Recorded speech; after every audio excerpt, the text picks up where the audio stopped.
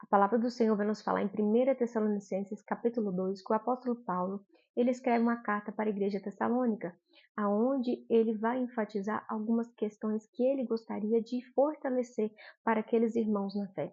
Porque naquele tempo eles estavam passando por perseguições e ele teve que sair daquele ambiente. Porém, ele mandou pessoas para saber como estavam aqueles irmãos na fé. E quando ele recebeu a notícia, ele escreveu essa carta. E ele enfatiza que não foi inútil o que ele fez, porque ele passou por diversas dificuldades antes de chegar lá naquele lugar para pregar a palavra. Porém, ele glorificava a Deus porque aquelas pessoas, elas ainda permaneciam firmes na fé, mesmo diante das perseguições pelos próprios cidadãos daquele lugar onde foi pregado o evangelho. E que ele glorificava a Deus porque quando eles ouviram a palavra, eles não somente ouviram, mas receberam como a própria palavra de Deus, não como palavra de homens. E era isso que ele se alegrava, porque eles haviam recebido aquela mensagem.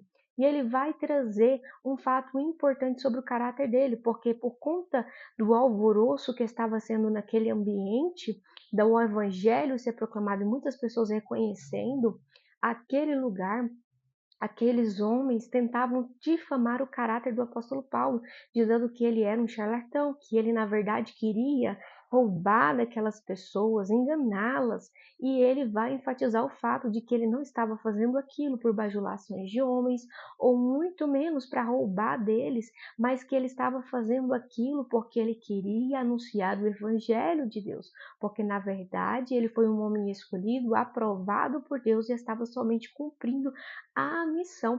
E ele vai enfatizar o fato de que ele estava ali para fortalecê-los na fé, que os amava tanto que, independente das aflições que eles passassem, ele ficaria ali para dizer a palavra de Deus.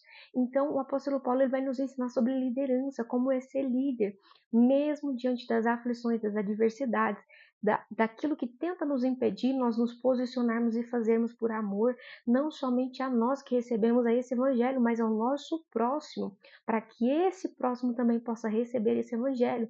E ele vai nos ensinar sobre caráter, a intenção do coração de que nós estamos fazendo isso. E ele vai enfatizar isso, nos mostrando que nós devemos ter boas intenções no fato de que nós estamos fazendo esse evangelho.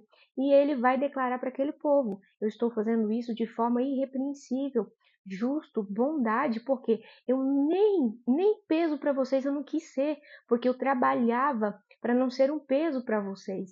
Ou seja, o apóstolo Paulo, mesmo sendo irrepreensível, ele ainda assim foi perseguido naquele tempo e tentado silenciado ele.